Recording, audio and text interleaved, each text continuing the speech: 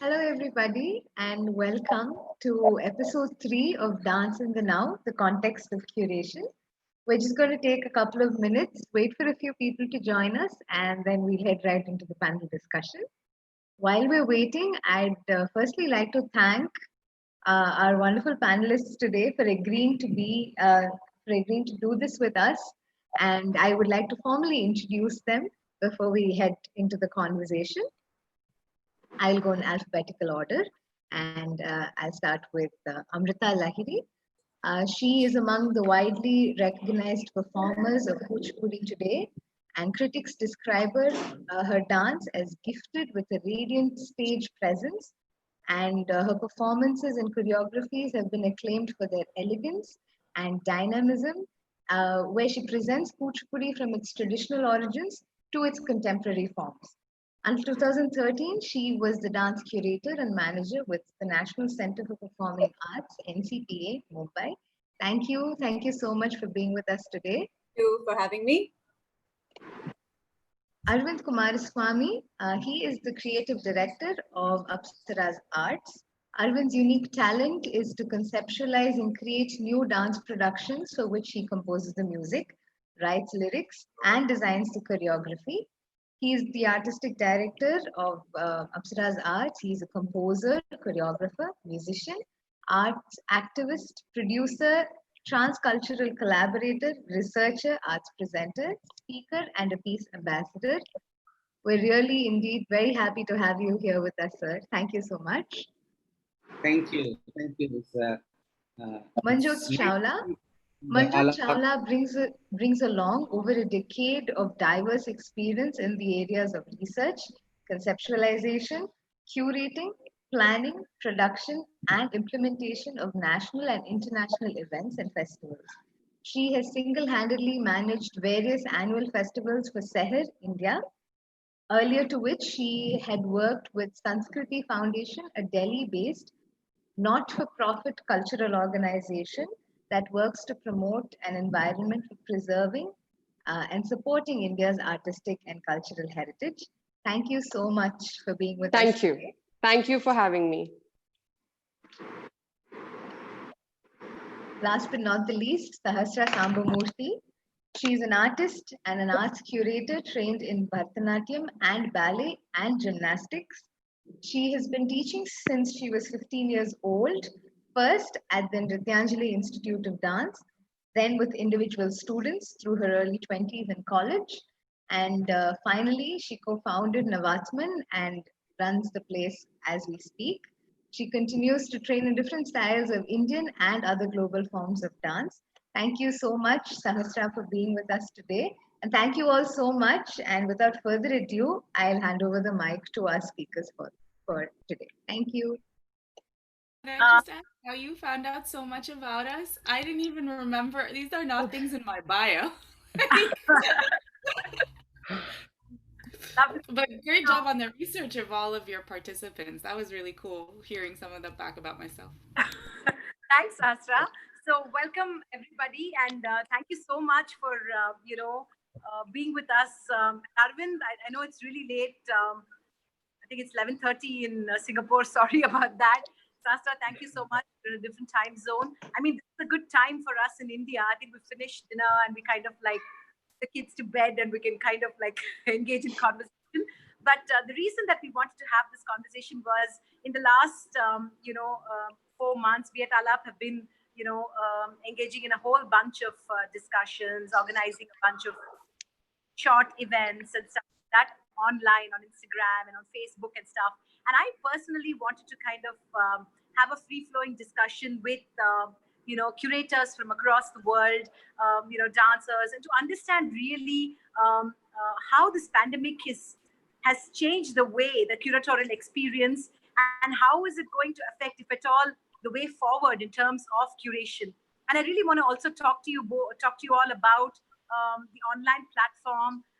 How are we going to consume information going forward? Just some free flowing thoughts.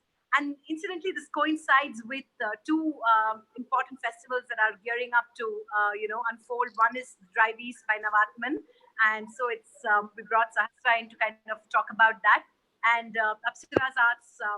Arvind Kumaraswamy's Dance India Asia Pacific as well, which is starting on September 5th. So I thought we would start off firstly, Sasha, because your Driveys is opening the day after tomorrow, right? I thought you could talk to us firstly about, when did you kind of decide that you would definitely, like, it's an annual festival. When did you decide that you would kind of do it as an online, sort of recreate it as an online experience? And I'm just curious about.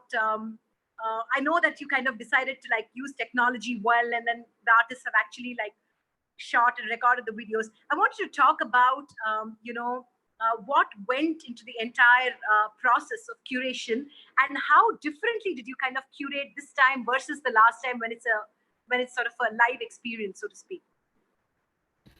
So I don't think Sridhar and I tend to be like, oh, it'll all work out. It'll be fine. It'll be fine. So we were probably the last to realize how intense this pandemic was going to be.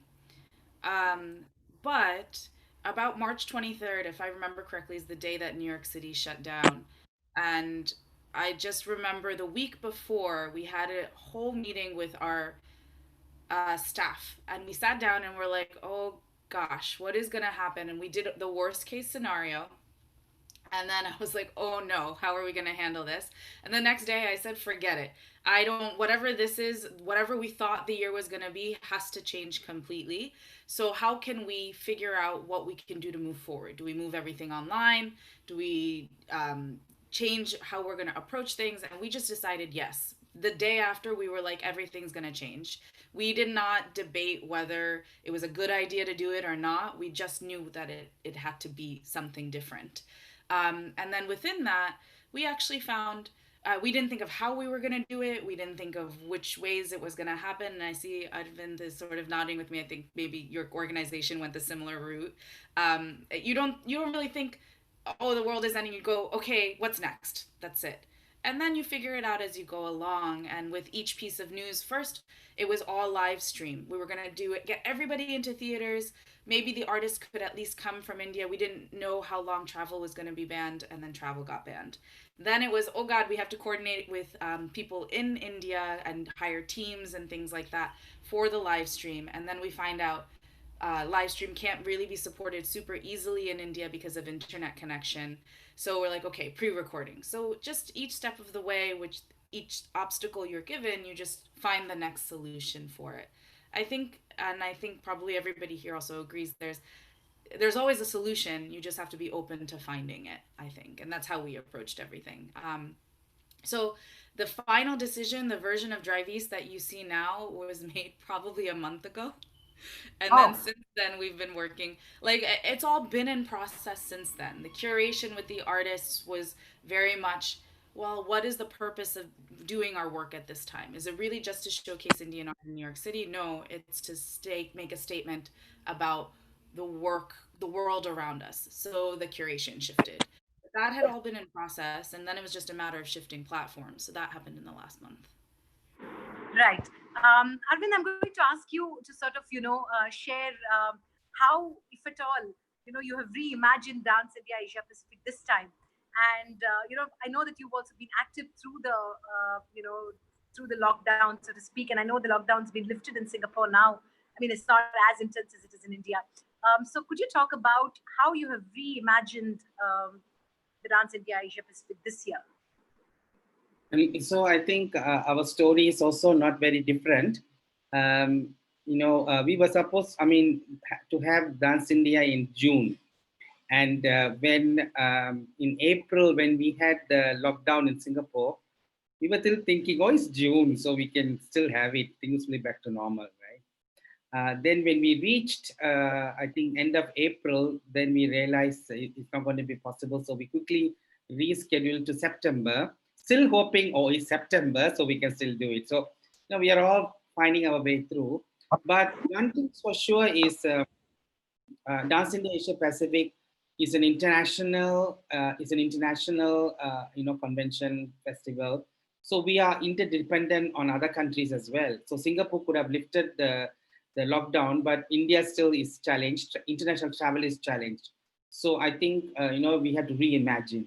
But I think we waited because Dance India has two aspects. One is the all the events that happen around on sharing and mind share.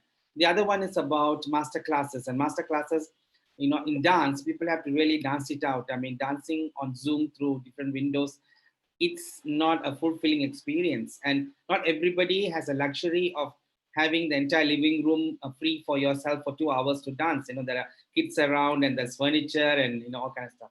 So the current situation in Singapore, we are allowed to go back to studios with social distancing. So then we decided, okay, now I think we can really do a blended, what we call a semi online, semi physical. So the participants are going to be in the studios. The faculty will come online, and then they get to dance it out. The faculty can see them, dancing and make the correction. So the master classes are going to be interesting, but at least it's a one step better than everybody being online. And for the lecture demonstrations, I think we had to take a different approach of choosing topics that will keep people still interested, watching and listening through, social media and different platforms. So I think the curatorial process had to be rethought. So what we had actually planned for June is not what we are doing for September, because we had to go through the entire curatorial process. Yes. Right. Thank you, Arvind. Manjot, I am going to ask you, really the last event that Seher curated was, if I'm not mistaken, the Jazz Festival in Jaipur. Yeah. Yeah, and I Yeah. remember watching some fabulous excerpts on it on Instagram and stuff. But Seher has been pretty quiet right through the lockdown. I Yeah. want to talk about, I know that when we spoke about this, you talked about the magic of a live performance. And Seher's entire core, ethos is to really allow people experience the magic of a live experience, right? Beautiful backdrops, monuments, Yeah. Could you talk about but have you consciously, has Seher consciously kind of remained silent? How is it that you guys have not jumped into the online bandwagon, so to speak? So, at Seher, for us, it's very important. I mean, of course, performance is there, whether it's music or it's dance, it's jazz, it's theater, I mean, multiple forms. But for us, from the point go, like I'm talking about, like for 15 years that I've been doing this, that it is a full experience. It's not, you're not like we were doing Ananya for 14 years, 13 years. We did that festival at the Purana Kila. And you would notice people who had never seen Bharatnatyam or Odissi or Kuchipudi. So they were essentially not coming there for the dance only, but they were coming there for that whole grandeur and that majestic experience, to live. It's like when you go to the movies, you want to just leave everything behind and you want to just go live that movie for those 3 hours. So, I mean, if I can draw a parallel, it's something like that. Like for us at Seher, the minute you get off your car at the parking and till you exit the venue, like for us, the venue plays an essential part, and our set design is very, very key to the whole experience. Like, I mean, we do the Udaipur World Music Festival, and Udaipur is, I mean, it's a beautiful city and whatever, World Heritage City, but it's still new to things like Fado from Portugal or West Indies blues or whatever, these kind of forms. But if you see the crowds that throng to see these forms, so it's just I feel like for us, we've been able to create and curate and conceptualize that whole thing as a experience which you take back with you, whether it is the Bhakti Utsav at Nehru Park, like you get off the car and there's this walkway which is lit with diyas and lamps, and you can hear the tanpura. So you kind of start living that experience. And I mean, you may be coming to listen to Bombay Jayashree and there is Gurbani before, you will still listen to, because it's more of an emotion and a feeling that you're living through these evenings. So yeah, it's been very challenging to kind of, because we are like 100% live experience, and we've got uh, people write to us for the kind of experience they've had. We've had people cry in the first row, because they can just feel the vibration, like those kind of emotive feelings.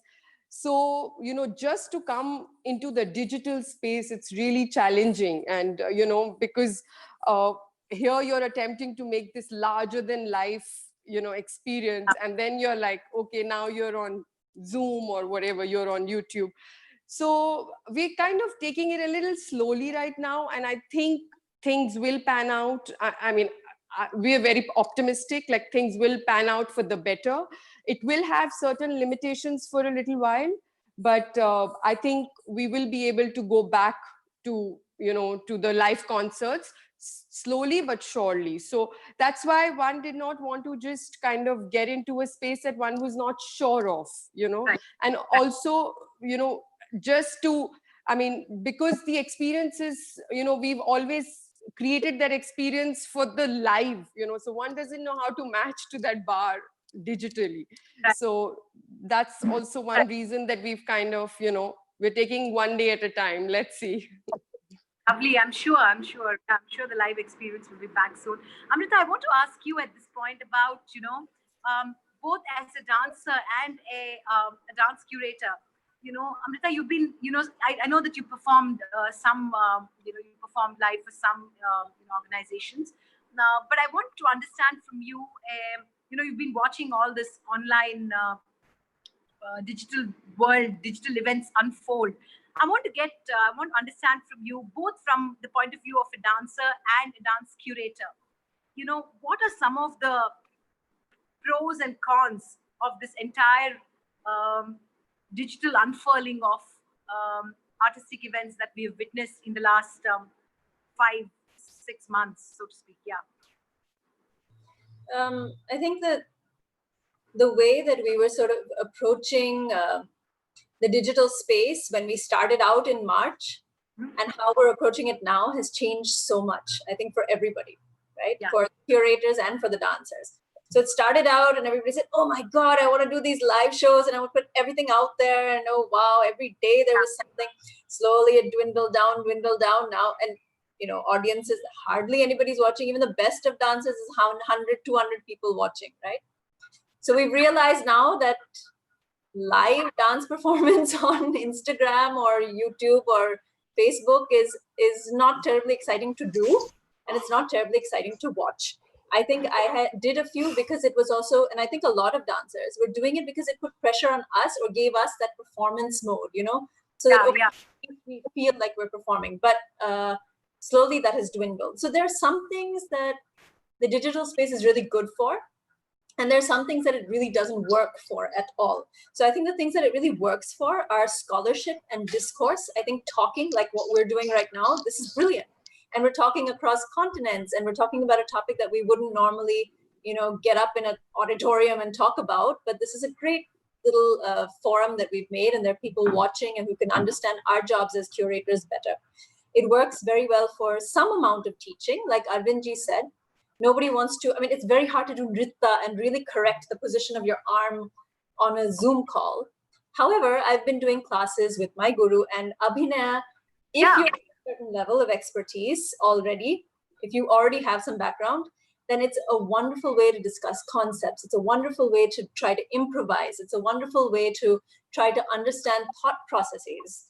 It's a great place for dialogue and discourse. So I think the digital space has opened up all of these in a huge way. Scholarship, I think, is really coming out. What you're saying, what you're thinking is more important now than what it was before.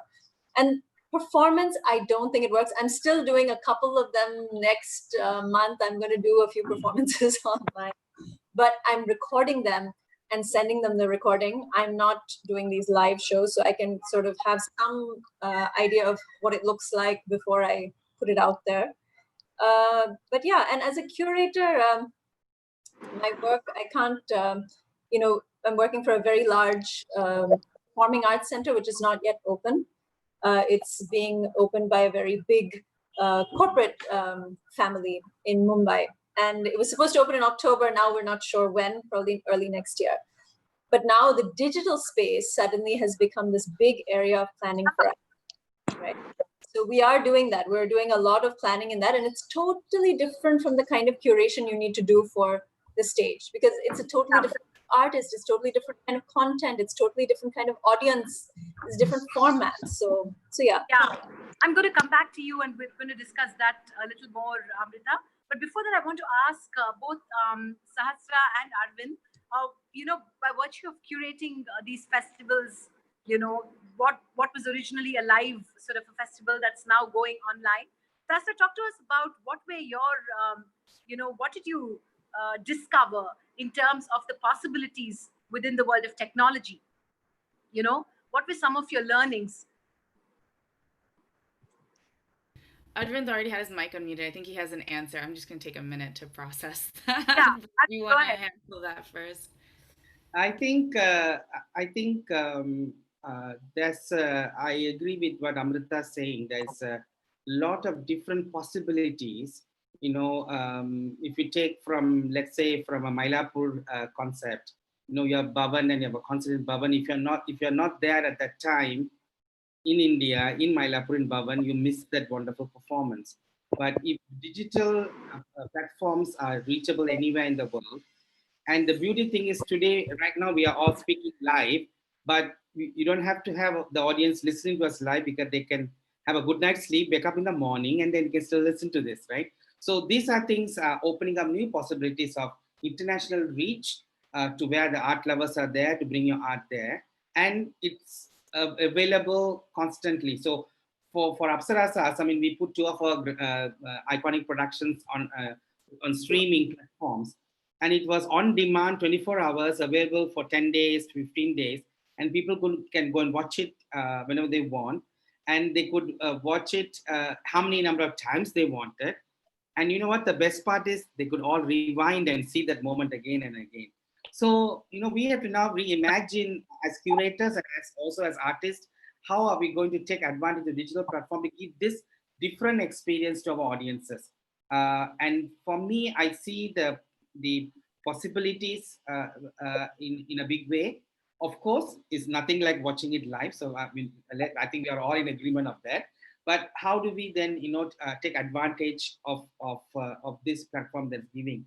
So coming back to Dance India, we were looking at how we can create these different opportunities for the audiences or the delegates who follow Dance India. So we now can keep them available online. You don't have to fly to Singapore to catch this wonderful session by a particular dancer, and is available online for a long time. So I think what that happens is that the learning and understanding what an artist goes through to put something up, I think there's a lot of learning now. I can see that our regular audience are more appreciative of what it takes to put an art up. Earlier, it was taken for granted. You buy a ticket, you come there and look at each other's pattu saris and watch the dance and you leave. But now they actually are seeing the process of art making. And I hope this COVID actually gives birth to more appreciation, and then people will buy tickets and put dollars where it's needed. And I think artists will be more supported, because now we are becoming transparent. We are actually showing what is is taking to do a performance. So at Dance India in Curation, we are also trying to make that more visible, more visible in what art making is all about. Because it was all a top secret, right? You don't know, you are dressed up, you come there, the curtains go up, 2 hours show, curtains come down, nothing is known unless you go and, pry. But here, I think it's more exposure. So you mean are you saying, Arvind, then the lines between the artists and the audience have become like, the artists and the audience have become more like accessible to each other? Is that what you mean? Yeah, and see, we all aim for the Sahridaya moment while performing. Of course, the live performance will give that, and there's no denial. But I see a Sahridaya in a different way of understanding what art making is about. I think the audience are more informed now, and I can see that coming from the way they are, participating and where they are coming. I mean, a lot of people are listening to artists sharing their work, their thought process, and this doesn't happen on a stage show. So, I think, it's this digital platform is giving more, opening another window. Sahasra, before I ask you to respond to the question, I'm going to ask Amrita and Manjot to comment on what Arvind said about. Would you agree that the accessibility factor and the possibilities of what would you think, Manjot? What's your No, I agree. I agree to this point that, I mean, he's saying that we have to take advantage of the situation, which is, of course, one has to reinvent and innovate. But I still feel that it is a big challenge as far as dance is concerned. Like Amrita mentioned, like, you're doing nrita or you're doing abhinay, just to hold that attention of the audience. And of course, I am an art lover, so I can sit and watch a dance show for 45 minutes to an hour. But of course, we're talking across the range of, people who are perhaps not so exposed or not so educated. So, I mean, there I do feel it is limiting. But having said that, of course, the whole process and, the creative process, like he's saying, has become more accessible, which is quite a treasure. Because if like um, a legend came and performed on stage, we never know what's behind it. But today, of course, if we do have a little peek into it is of great advantage. So I think it's both ways. Like I said, that I mean, we're just kind of it's like baby steps, you figure your way through. So I think everybody in their own scheme of things is trying to find that balance. So I still feel for dance it is challenging, but yeah we'll know. yeah. Let's get Amrita's point of view, and then No, I totally agree. Arvinji is absolutely right that now there's much more transparency in the creative process. And I think it's brilliant what they do with Dance India. It's such a wonderful camp. Um, this week I was very disturbed by a video that I saw on Instagram.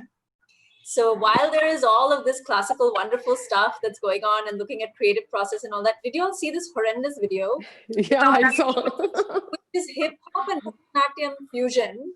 Yeah. And it is so ugly, so ugly. So and it has 40,000 views. Tell me one other good classical dancer who's getting 40,000 views for their, very few. So this is the kind of trash also that's going around and is very popular. So we can't deny that. So there's that, and there's a whole section of the audience that gets a little swayed by that, who says that, okay, this is actually dance. This is actually what is the potential of Bharatanatyam. Maybe this is the creative process I need to take, So there's also that aspect. We can't deny that, I thought I'd bring that up because it really bothered me this week. So yeah. Sasra, did you get a chance to think about that question? Forgot the question. Is it why online platforms? What we can do with online platforms? Yeah, no, about just about like what have been your learnings of discovering this, using technology to recreate the huge festival that was a live festival?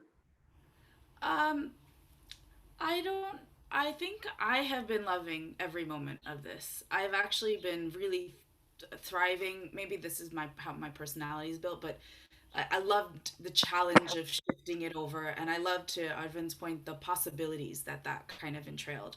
So we actually came out in the process of this year. We came out with 3 new products for Navatman that would not have been possible, I think, otherwise without this shift and change. So that's been our silver lining, including a nuanced class structure, like the master classes, essentially. But what we realize is there's a big hole in access, and that's what not just online allows to solve, but you have a lot of people who want to learn more, who want to know more, who don't even know how to get from point A to point B. And what online has allowed us to do is give them this sort of pathway. It's a long, steep climb. To Amrita's point of how do you get someone who sees the possibility in hip hop and Bharatanatyam to almost shift their perspective and see what the value of digging deeper in one of the styles at a much higher level is. I don't necessarily see it as like, if this diversion is happening to me, it's a diversion that we need to understand why it's happening and sort of help people course correct at some level. And I say that with like, if someone wants to put nonsense out there, there's tons of nonsense out there. You can't stop it. What you can do is sort of understand and analyze the reasons around it and kind of come in and help people see other possibilities to that existence. And I think a lot of times people just don't see the possibility of one or the other. So what I say all the time is like, we have some amazing, amazing artists, teachers, curators, events going on, but it lives in a bubble, I think. A bubble that we ourselves know that we're sort of in and don't know how to pop and let other people into the space with us. So a lot of, for me, what Navatman is trying to do is figure out where are the places that we can push that barrier outwards and include more people into the space. Because what we find is that it is primarily access and education, not education, primarily just access. What we are excited to sort of report is when we send out analytics on all of our events, the difficulty is not finding people who will appreciate it. Once they're there, I'm sure all of you get the feedback. The stuff is amazing. Doesn't matter how well educated they are, where they came from, what kind of their income salary has been. They'll be like, wow, this blew my mind. And I say that with no exaggeration. The kind of feedback we get through our survey forms has been nothing short of impressive. But what that tells me is the difficulty is actually, how do you get someone to buy into that? How do you get someone to part with that little bit of $20, $30, 50 US dollars in our case, and just try it out? So if they try it out, our whole Navatman premise is kind of based on the fact that if we can just get you to try it out, not only will you love it, you'll find all these new possibilities and pathways for yourself. So the online platform has been this big unfolding for us that we can really do this in a totally different way than we've ever thought possible. Like just imagine, so some of our master classes, we get people from like Norway or Sweden. You're the one Bharatanatyam teacher in Sweden. Maybe you don't have a lot of money to go back to India every year. Maybe you don't have the month to do the travel, even if you have the money. But the masterclass approach or the festival approach that you offer online now lets them be part of it. Which, if you're a teacher, if you're a practitioner, if you're a student, you need these spaces to get better. Otherwise, you do take the path of hip hop or Bharatanatyam because there's nothing left for you. You've got nowhere to go, and so this allows you places to go. I think in ways that if we kind of do some really just risk taking. I think we have to take big risks. And it's scary to take big risks in a classical arts field because we're also very careful about what we've been given. We don't want to poke it the wrong way and give out the wrong impressions or the wrong things because it's so beautiful. But if we need to take those big risks, I think, and this allows us to do that and go from there. Right. Subiksha, before you ask the questions that you wanted to ask, I'm going to ask Manjot the question about, an organization like Seher. Manjot is, like, I repeat this, that's a core ethos is live experiences. And initially when the pandemic, the lockdown was announced, I thought this whole online thing was just an intermittent sort of, just like everybody's kind of just kind of like using this as a means of distraction and, kind of sharing their work and all of that.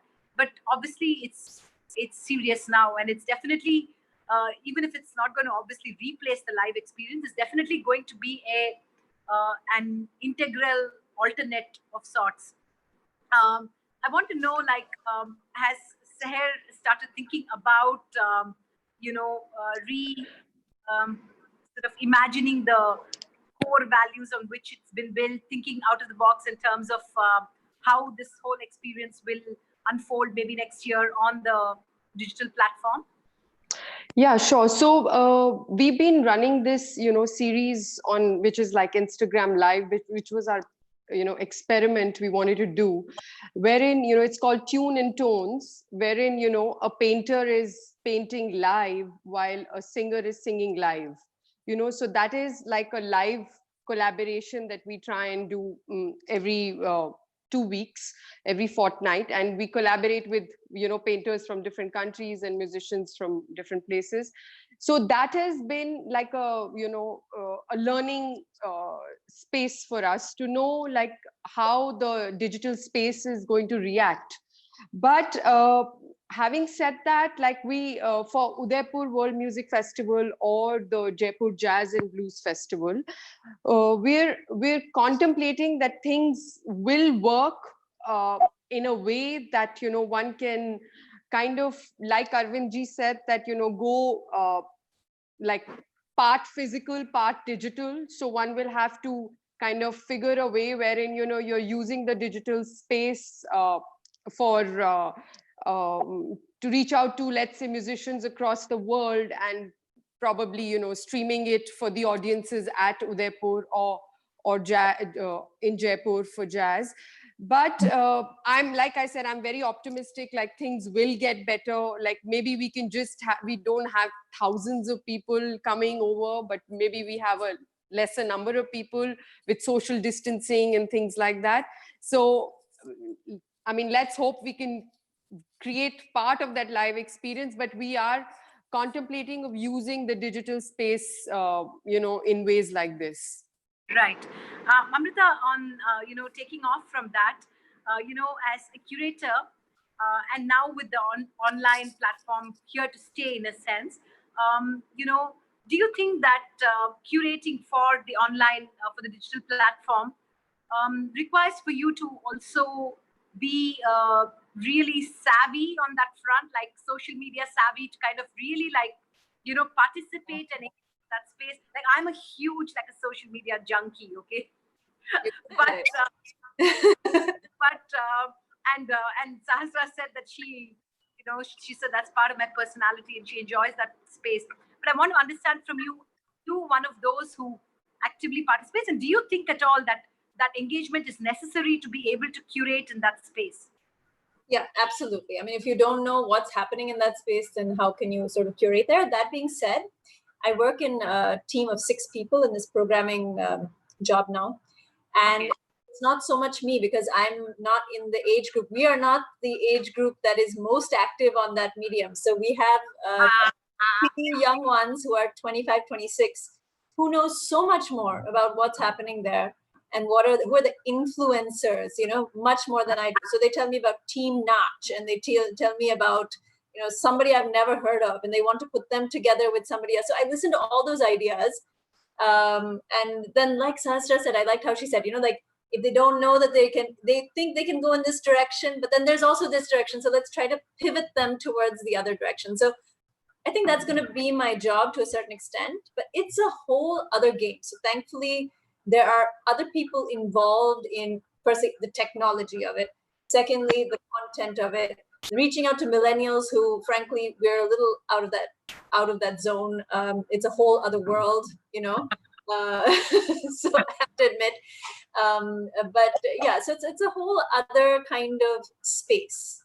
And the other thing is that an artist who can sustain 30 seconds on social media may not be able to maintain 90 minutes on stage, and vice versa. So they're totally different artists, right? Right. Yeah. Can I just I wanted to just say 2 things. I completely agree that if you can do well online and create a beautiful movie, doesn't mean you can go do live theater. 2 different spaces entirely. Like so now what the struggle is, we now have to be both the movie person, actress, and also the live energy person. But actually, I really don't like social media. I like online. I really despise social media. I don't like putting my personal details. I'm a social media junkie. Yeah. Subiksha, you had a couple of questions? I think Manjot's dropped off. Yeah. She's probably having some internet issues. Right. So my question was actually to Arvind sir and Sahasra, because they're out of India, and right now, especially New York and Singapore, are places where restrictions are not as much as in India. And considering the question about whether the Margari festival is going to be happening in India, which is in a sense like the epicenter of art, music, dance for the entire community of artists. Do you think that this focus might shift out of Chennai, India? And if yes, how do you think on banking on those opportunities?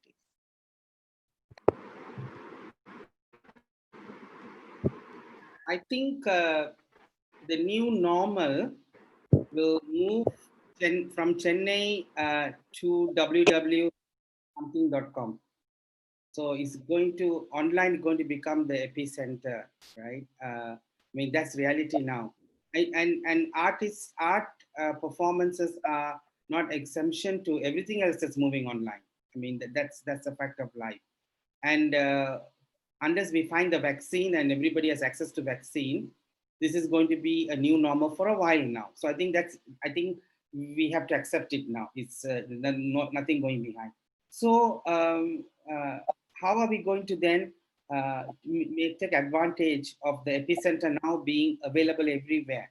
So the whole idea of the epicenter was that you have to congregate at one particular place, and it is then in the hands of a few who are then managing it. But now it's so open and so accessible. So I think it's going to give possibilities, but of course it's also going to create nonsense videos as we see as well. I mean, content. The thing about this, what we call the nonsense videos, they were there before, but we are now more online and we are seeing it because we can't get out of the house. True, It was there. It was all there. there. Yeah, it was all there, and now we are seeing it more because we are stuck at home. If not, we'll be in some theater practicing or performing.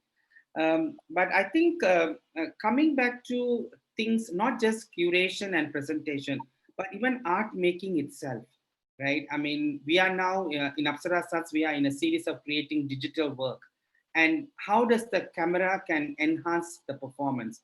Now, when you sit and watch in a sabha or a concert hall, it's that wide angle view that you get. If you pay a little more, you'll get a focus. If you pay a little less, you'll get a little more behind. That's it, right? But now I can have cameras going on handheld, going right into a group of 5 people dancing and catch those expressions of people, different angles, different way of looking at it.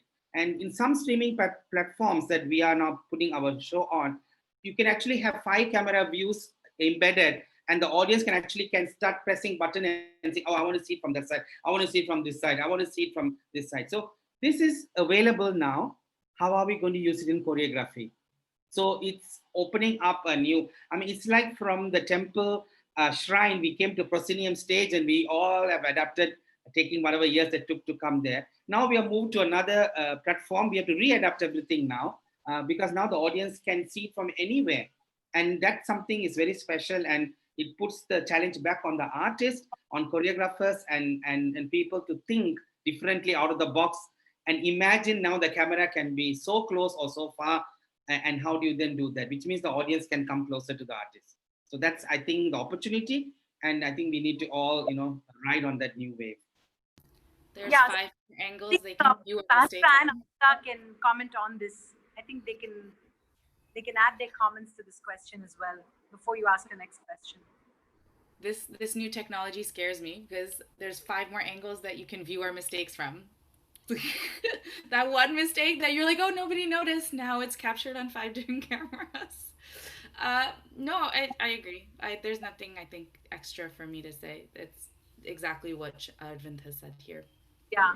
Amrita? Yeah, absolutely. And I think that's what Arvindji does really beautifully, is technology and music and dance. How he marries those is brilliant. I mean, nobody in India is able to do what he's doing with the scale of those. Well, few of them are, but yeah, in terms of Singapore and how precise things are there. So I think you'll probably be the first one who does it. The other thing is that I don't think the dancers should take it upon themselves to try to do this themselves. I think dancers have a problem of trying to do everything, which is not a great thing. So if you think that you're going to, sort of direct it also, and I'm going to be perfect from 5 angles also, and then I'm going to, we need to collaborate with a lot of people who can and Bombay is a great place for this too, because the film people know this better than we do. They know how to take a Bollywood song with different angles and going into the scene and all of that better than we do. So why not approach classical dance that way? But it's not the dancer's job. Don't you think, Arvindji? I mean, this is something that a director needs to do. This is something a cinematographer needs to do. I mean, we need to collaborate. Specialists, right? Yeah. Yeah, I think this has been one of my observation also. I always used to wonder, you can't be on stage and off stage directing, so you have to pick. Do you want to be the performer, or do you want the person who's going to make the performance? So you are right. And with the digital media is another challenge as well, But what's beautiful is it doesn't take away the practice and the art craft of the artist. I mean, it's not going to take away that, right? And it's going to probably, make it even more better, because now you can see it from different views. So I think the beautiful thing is that your dance, your craft has to be better, which is what we all strive for. So what I'm hearing, Arvind, this before Sastra, is that actually the audience has hugely to gain from this, right? I mean, the audience seems to be like being able to participate in this deeper, get to know the artist, everything about the artist better, get to see the dance from different angles. I feel like the audience is at a huge advantage and sitting in the comfort of their living room, watching all this, watch play the whole thing. Like you said, if they like some part, they can go back and play it all over again, watch it a few times. I think, and watch it over 3 days. It's I think it's great. I watched Anjaneyam sitting in the comfort of my living room. It was fabulous. I mean, obviously, if it was so good on the online medium, I can quite imagine how it must have been, watching it in the proscenium auditorium. But then, it was great for me to savor it online. Just personally for me to I projected onto my television and watched it. Sastra, sorry, you wanted to make a point. Because I forgot the original question again. But you were asking about Chennai. And so my response to that is actually that I hope India is able to adapt and move forward with it. It really depends on what the curators and the sabhas there do and decide how to do it. Because if it doesn't, it will shift. And that would be very, very sad, because it is the birthplace for all of these art forms in many senses. But what's interesting to also within that, one of the panel discussions we're trying to have at Drive East is, we often think of India as the epicenter, but now it's a few generations out. It's been in the Caribbean, it's in Russia, it's in the US, it's in the UK, and becoming part not just of the diasporic identity of immigrants or immigrants' children, but it's becoming part of the identities of many people who don't have a birthplace connection to India as well. So what does it even mean 10, 15, 20 years down the line, 3 generations down the line, when the birthplace does not necessarily connect you to the dance form or style? Would be very, very, it's something to think about, which also is something to think about on many of the conversations that we're having these days, in terms of who owns what here in the US is a big conversation, which maybe is sort of bleeding over into India, or it has been a conversation you guys have been having for a long time. So it's all important to discuss. And I think it's a more important topic that deserves a whole nother range of chatter as well. And I think there was one more thing, but it'll come back to me. Can I make 2 points? One is, Akila, what you said about how the audience has a lot to gain and it's wonderful and we have so much to, the possibilities are immense in digital, but, and I don't want to be sort of the wet blanket on this party, but the economic climate is so down. To fund this kind of stuff is going to be tough. I think we need to face that also. Just getting audiences back to the theater is going to be hard. Getting artists to feel creative, feel inspired, emotionally sustain them, financially sustain them, that's become difficult. So while the possibilities are huge, the situation on the ground may not be as conducive. The second thing I thought was brilliant what you just said, Sahasra, is this is a wonderful part of the evolution, right? Even I think Arvindji is actually Sri Lankan born, right? Am I right, Arvindji? Not India born. So already this thing of, it's not birthplace. I did not learn my dance in India either. I learned it in America first. But like ballet, you don't think ballet is the dance of the French land, right? So Indian classical dance is a universal. It's becoming a universal art form, which is beautiful. Right. Manjot, I just want you, before Subiksha asks the next question, just comment about, Amrita spoke about how it's going to be difficult to bring back the audiences. Do you see that? Does Seher see that as a potential challenge? Like after people being sort of used to watching performances that they can, watch whenever they're free and like watch it over and over again, is it going to be difficult? Like, it will be difficult, I'm sure. It's not going to be, like we as an organization over the past 15 years have built a database of very, very loyal audiences, who come for a Seher experience more than anything else. So one has invested in that whole experience over more than a decade now. And now suddenly it goes woof. It's all digital. So to get it off. And also one of our big part of every project that we do, because everything is outdoor, open air, it's in a park, it's in a monument, and you're trying to merge the space with the art form, and you're trying to build that collaborative experience. So we've always really worked on reaching out to a large number of audiences through different medias, whether it's, of course, social media has come up now, but of course, there's newspaper ads, there's radio ads, there's physical collaborations with popular spaces of a particular city, and reaching out to, and also as a contribution to every city wherever we do a festival, whether it's Udaipur, Jaipur, Delhi, we've always tried to reach out to the youth, by collaborating with certain colleges, schools, doing master classes. These artists who travel from across the world have, the students have access to them because they're in their city. So we collaborate with schools to kind of get that experience to the students.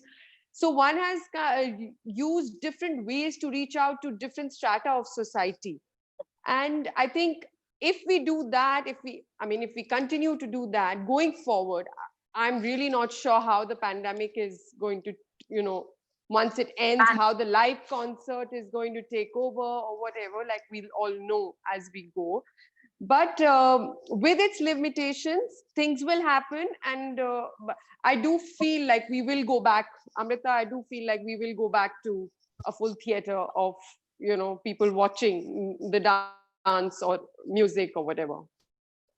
Yeah. right. Can I add something here, Sheila? So Please. I think we don't have to worry. What we have to worry now is when it's not going to happen or not. Because I think Chennai itself in the recent 5 years have seen cyclone and floods, and still the season came back, right? So I think and the world has seen world wars, and art has still come back. So I think that's not a worry. But what is the thing that I observed in the last Natikala conference that you and Rama put together so beautifully? For the first time, I saw there was people coming from all parts of India, all parts of the world congregating, and they were coming to follow a certain artist. And I was asking, how do you know about it? Because they were not the Padma Subramanians of this world. They were very young and upcoming dancers, right? And they all had huge fan clubs, and people were seeing them for the first time live. And I said, how did you know about? Oh, we've been watching her YouTube videos. We've been following her Instagram posts. So the online medium had already created enough following for artists and art, which brought them into the physical theaters to then have a live experience. So Sure. this already happened already in Natikala conference. So for me, now we have got more of this happening, and I think when the time comes when go back in, that is going to be a positive thing. It's not going to be something that we're going to worry about. So this has already happened, right? Yeah, but what about financial support? Like, this is something that, we've also been thinking about it. And like, Sastra, Amrita, like, I'd like any of you to comment about, do you think that, organizations or sponsors are going to come forward, and support well curated digital festivals? Do you think there is, without that, it's impossible? Sastra, maybe you could talk from the point of view of Drive East as well. Like, what is your tryst with finding sponsors been like? I mean, it's no different than finding sponsors in for regular theater. It's all bad. It's all really difficult and painful and like pulling teeth Yeah, that's sometimes. of course. Yeah. But um, what I actually think, what I wanted to kind of talk to was Amrita's point about also individual resources, which is yes, we have now this sort of way that we're curating as like the larger organizations, but how does that translate for the individual dancer who does have to be their own videographer and their own, or their own musician who does have to do all the freelancing themselves? So I think also we should, I mean, we all have crushing responsibilities from every level, but one thing we can do as curators, producers, venue holders, whatever it might be, is provide those ways forward. So once we find something that works for us, is there a way that we can translate it to be easily usable for another set of people who might be economically struggling and then could just utilize some of the work that we've done to in a maybe simpler fashion for their work as well. Whether that's right now, why do we do Facebook and Instagram lives? There's literally no platform where you can charge for tickets and just easily like bring those spaces together, a video, sound, light, da da da da. So if one of us does find one of those ways, you don't even have to do it for free, right? You can make it a very simple charge, and then suddenly someone has a new opportunity. So figuring out what those opportunities are and all translating them down, I think, is really important to people who have less resources. And then the second is, I think, there's a larger, obviously, economic thing at play here that doesn't shift whether it's online or in the theater, which is that is a conversation again, I think, for a much larger space. But I was saying, like, it's really like what happens to the Indian arts economy in the next 10 to 15 years in the US. I was talking to Akila about this, and I think, is that what you were referring to here a little bit?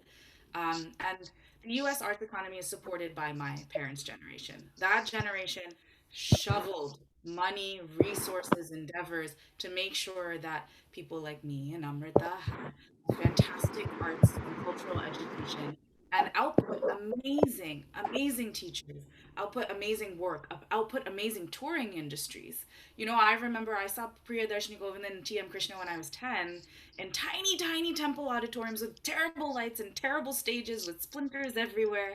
But at that point, they were doing it because that's what we had, and our parents were passionate, and they would feed the artists and house them and bring them over. And I have been talking to every cultural arts organization in this effort of bringing Drive East together. So the first year I've been able to do that because first year we've had resources with staff.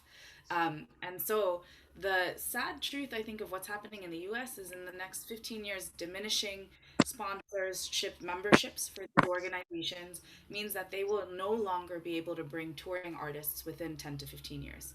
A lot of touring artists base their funding in India for sure on US tours, and being able to kind of bring that funding back home and survive on that through the year. That's another conversation I've been separately having. So one of the conversations I had with Akila is, 10 to 15 years, the touring industry of the US is going to collapse, and of the economy of the arts for India. What does that mean for Indian artists? What does that mean for US artists? What does that mean for our country in terms of how we support and view and watch the Indian arts? Because my generation is not giving the way giving funding the way that my parents' generation was. So with that in mind, I think actually the economy of these digital spaces, finding sponsorships, is actually reliant on boosting or shifting how we think about our philanthropic endeavors in the Indian arts economy as a whole, at least here in the US. We don't get government support because think of it this way: we get government support, but we don't. Compared to UK and Germany, which I don't know what the straits are there, someone would have to speak to that. UK and Germany, the citizens pay 20 US, not US dollars, some pounds or whatever the currency is there per taxpayer towards the arts. In the US, it's 20 cents, and they're still trying to get rid of that funding. So, government funding is not something you can rely on. It's been private patronage all the way, like straight up kings and queens of Yeah. India here giving money into this space the way they did in the courts and the temples. But that's not going to exist in 15 years. So, then what then? That's really so. That's the, like I said, bigger conversation, but hopefully we can find some Right. solutions Sure. as we Yeah. Amrita, There's here in Bombay itself, there are three big business families opening new theaters. We're supposed to open this year. Three big ones, you know. So it's not just the NCPA anymore. There are like so many big corporate houses opening performing arts spaces here. So things are changing. Singapore also has a lot of government funding, I think, right? Which was amazing for me to see there. The other thing I wanted to, I love what you said, Sasra, about how our parents' generation put in so much, and now how are we going to sustain it? But I think new touring opportunities will come up within India.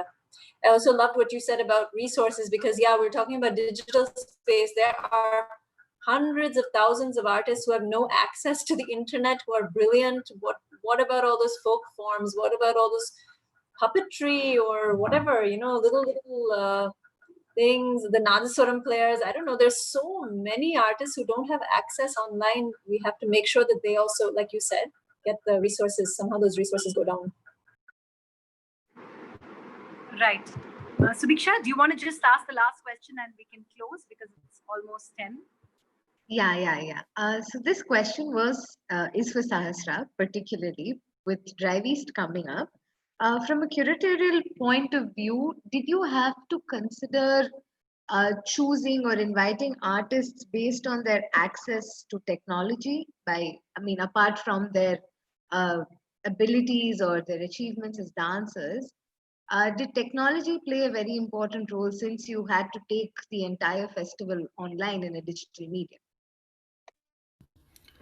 Yeah, and then everybody can respond to that actually, because I'm curious to know, I'm sure Yeah. from the sense of what Amrita is saying, like, if you don't have internet, how do you even apply to the festival? Or if you don't have internet, how do you even consider the possibility? But from our perspective, the limiting factor was COVID. It was not internet. It was not like who had technological access to what, because we were sending packages if you didn't have it. We were sending cameras to the artists. We were taking care of all of that stuff. Really, it was COVID that made it difficult. Maybe they were stopping a package, or the theater was not open, and so we had to make spaces in people's homes and stuff like that. But in this particular case, internet has, and those kind of technology things did not come up for the artists in a way that we couldn't solve, and thus ended their ability to work with Navatman. Yeah. So in a way, Manjot, the question is also about, does it eliminate a whole bunch of people who are perhaps not savvy as far as technology is concerned? I mean, would you think that? I think it. Oh, sorry. Oh, sorry. There's So no. Go on. No problem. Because you were already speaking. Go on.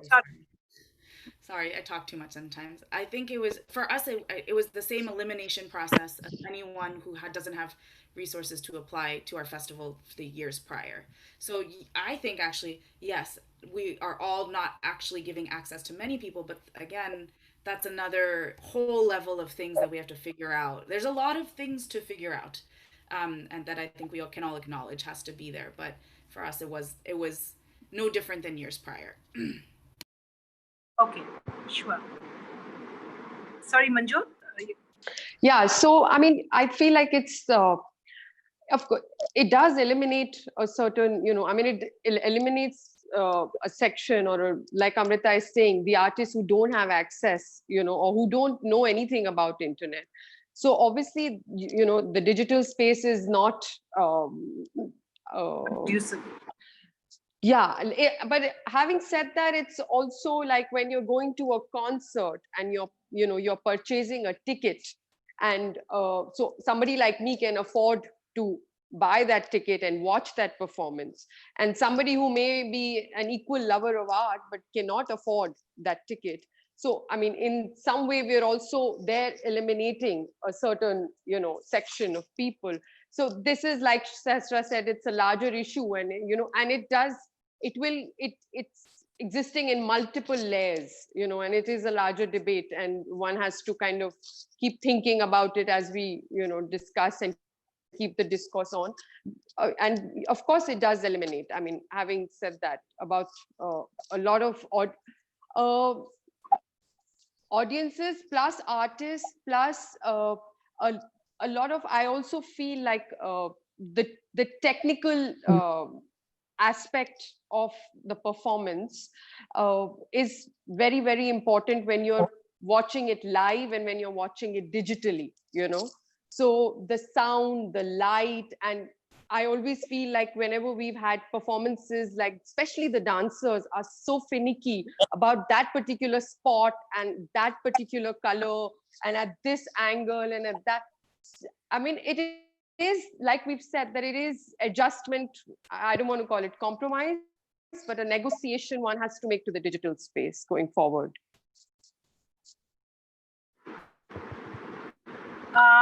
So there's a question from the audience.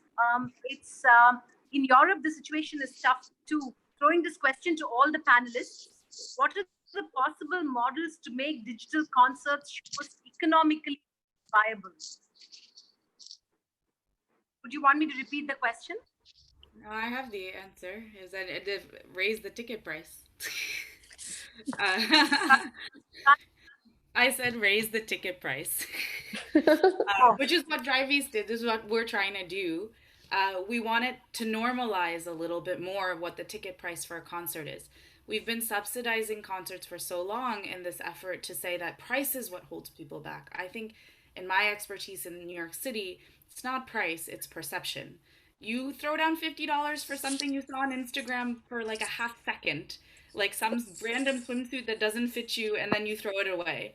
And the $50 purchase for a dance or music concert is something that we whinge about. It doesn't make a lot of sense to me. Or even the $50 to throw down for the ballet, but you'll think like 75 times about for Indian arts. Oh, it's so expensive.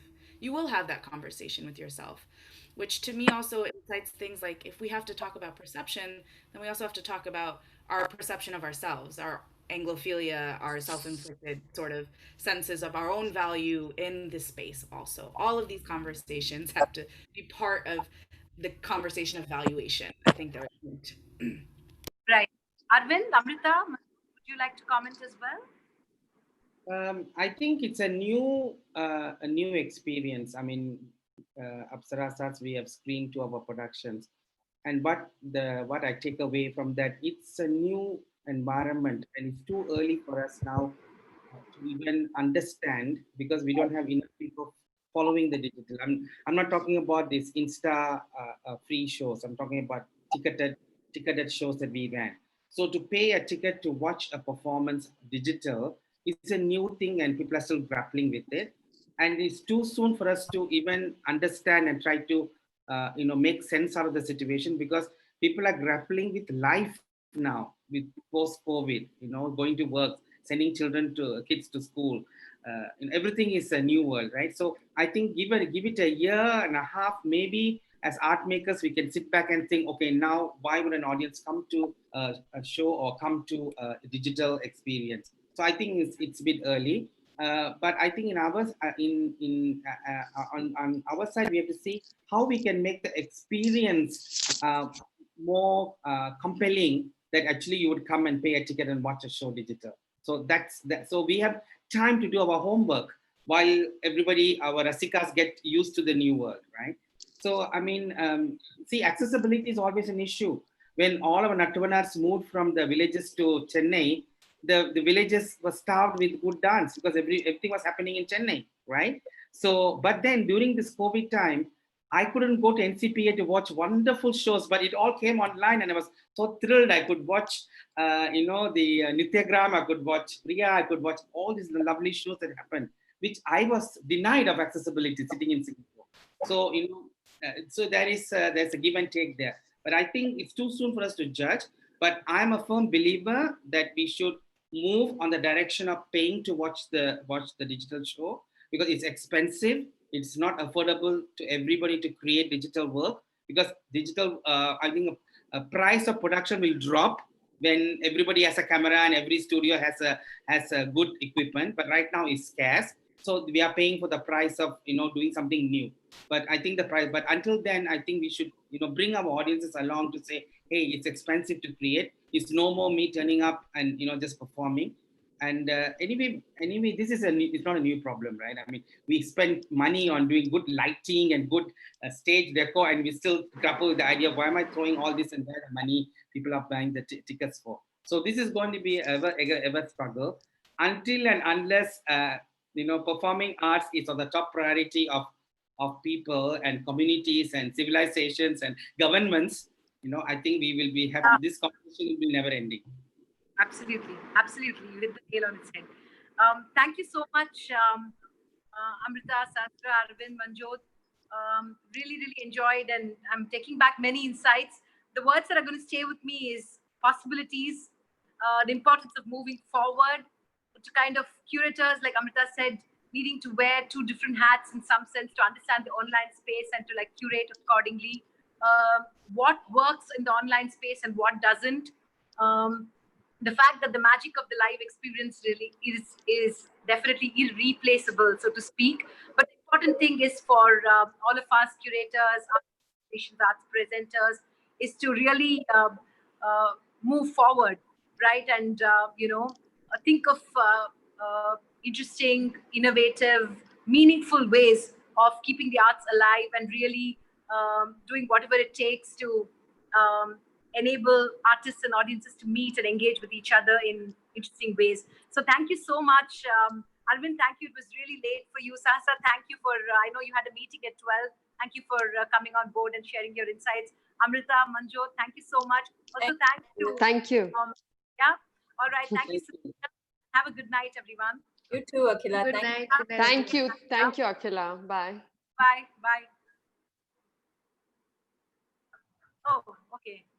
Sure. I was just not to go live on. I was just hoping to continue to talk to all of you guys after we go offline as well and have